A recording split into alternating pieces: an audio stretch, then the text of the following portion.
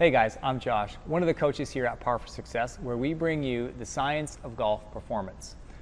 And if you like what you see here, please hit subscribe, like, and comment on this channel. That really helps us out. What I want to share with you today is a deep dive into one of our favorite drills that we do with our clients here to help improve trunk rotation. Before we get into the drill, I'm going to explain to you why trunk rotation is so important for golfers. Okay? All we're talking about when we talk about trunk or spine rotation, we talk about thoracic spine. So the thoracic spine is the middle section of your spine, basically from your collarbones to your belly button. Okay? This is the section of your spine that's designed to rotate, side bend, extend, flex. Okay? Your lumbar spine, the lower section, it's not really designed for that. It's more of a stable segment. It should just kind of flex and extend a little bit. Unfortunately, if this section, thoracic or T-spine, if this section doesn't rotate and move that well, guess what makes up for it?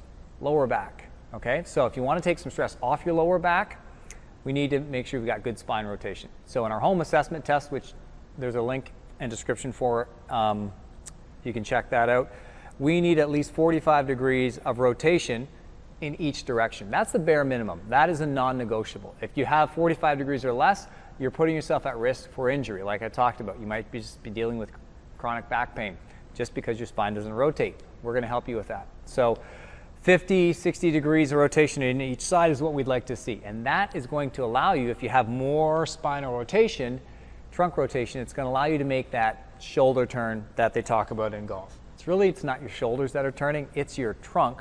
And technically it's your trunk and spine that are turning, and your shoulders just move as a result. Okay? So how do we get that better trunk and spine rotation?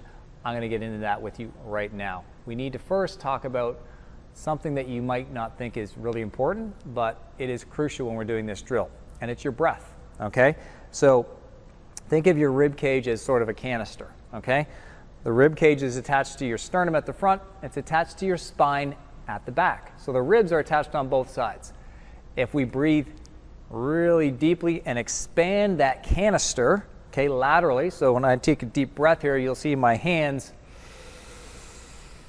expand sideways. That's me putting air into the canister, and I'm getting some expansion and movement in the rib cage. So I'm getting a little bit of movement between the articulations, especially all the ribs articulate or attach along the back of your vertebrae and spine. So if we can get some movement in that rib cage, we can get a little bit of movement between where your ribs and spine connect. We can create more mobility. So I'm going to show you how to do that in one of our favorite exercises, which we call the book opener. Some people call it different names, but I'm going to transition down to the floor and we'll get right into it.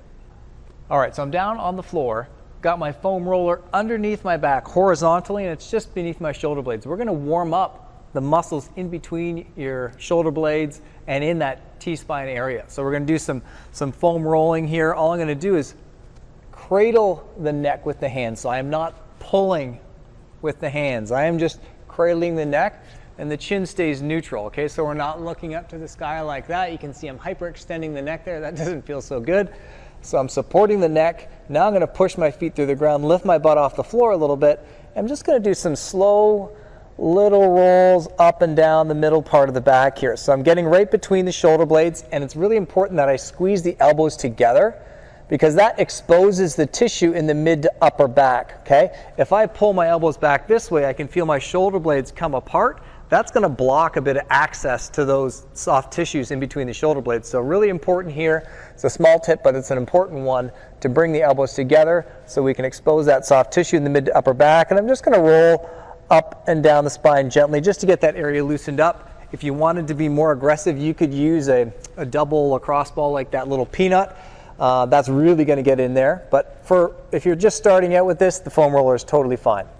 All right, so after you do that about 5 or 6 times, we're going to do what we call some extensions. All right, so some thoracic extensions. If I can extend my thoracic or mid-spine more, I'm going to be able to rotate it more. So from here, I'm just going to slowly get it right between the shoulder blades, take a deep breath in, and now I'm going to exhale and let my mid-back extend over the roller. Again, I'm not extending the chin or neck, and I'm not extending or lifting the lower back. My core stays engaged, elbows stay tucked in, and start to extend over the roller. Do that 2 or 3 times, And now I'm going to use my feet. I'm going to push the roller down my spine another 2 inches or so. That's going to bring me down one more segment in my vertebrae. Breathe in, breathe out. So I'm just gently extending that T-spine over the roller a few times, getting some extension, and then I move down another segment. So you can just work your way down the T-spine doing this. Again, I wouldn't get much past or below the belly button here. You'll reach a point where it starts to feel a little bit tighter. That's a point where you don't want to push into too much discomfort. But doing this through that section of the T-spine and getting some movement here is really important to start to loosen that area up. So now I can transition into what we call the book opener. So book opener exercise, the setup is really important here. So I'm lying directly on my side. You'll be able to see from the side, my pelvis is stacked vertically, so straight up and down. It's not back here and it's not here. So we can see if my knees on the ground, it's going to shift my pelvis and lower back forward. So it's going to actually put some rotation into the lower back. We don't want a lot of rotation into your lower back. We want it to stay stable. So I'm going to take that foam roller. If you don't have a foam roller, you could fold up a pillow or something like that. So my knee is at least hip height, okay? This other leg is straight. My shoulders and hips are stacked vertically. And I would also recommend using a pillow or something for underneath your head. All right, so once I'm in this position, your typical book opener, we're trying to get the arm to the floor. Now when I see most people do this and coach them, what I'm seeing a lot of is this. People are just trying to reach the hand. I'm touching the floor here with my hand, but I haven't actually rotated my chest that much. That is not good. What we want to see is the chest rotate. So your goal is to get your shoulder blade to the floor first. So I'm just going to turn open until I feel my chest stops moving. So my arm hasn't come anywhere near the floor, but now I'm going to pause. Here's where the breath comes in. I'm going to take a deep diaphragmatic breath in. So try and get a 2, 3, 4 second inhale, nice and slow. Hold, and now I'm going to exhale that breath. Watch what happens now. There's the magic, okay? Another breath in. I get that expansion in the rib cage, the little distraction in the rib cage and the spine. Now my shoulder blade's touching the floor, all right?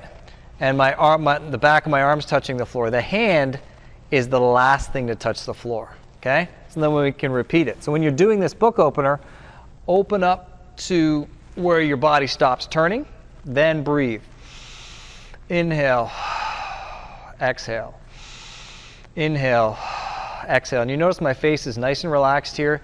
If you're in this position and you're trying to muscle it, like if you're just trying to reach back and give it like that, and you're holding the breath, you're not going to make an inch of progress. But if you get to a point where your body stops, breathe in, exhale, and relax, you'll find that you make really, really good progress. Here's a simple modification. I call this the shoulder and spine integrator. I'm going to take my hand, put it on my forehead as if I was blocking a view from the sun, and then I'm just going to basically take the shoulder and head movement and combine them, and now it eliminates me trying to get the hand to the floor, and I can just focus on trying to get that shoulder blade to the floor. Inhale, exhale. I can hold my end range here, and now you can see I'm really turning that chest in one direction. Once you feel like you've made enough progress, it'll take anywhere from 6 to 8 repetitions on each side, all right? Then you'll find that you've got a lot more rotation in the T-spine. Okay guys, so that's a really deep dive into the book opener. Hopefully you gained a lot of insights into that exercise if you've done it before. I hope you've learned a couple new techniques that you can utilize to help you improve that exercise and make the most of it. Because if we're not doing the exercise properly with the right techniques, you might not be using your time effectively. So we want to really improve that T-spine rotation again, or trunk rotation, so that we can take stress off the lower back, have a better shoulder turn or trunk rotation in your golf swing, so that you can have longer, more consistent shots. You can play better, hit it longer, play with less pain. So if you found this helpful, there's a link in the description. You can sign up for the free home assessment. That way you can actually test your T-spine rotation and see if it needs to improve. And you can also get hooked up with one of our virtual coaches there. And as always, if you found this content helpful, smash the like button, hit subscribe, and comment for us, and that'll really help us out. Hope you enjoyed this video. I'll see you next time.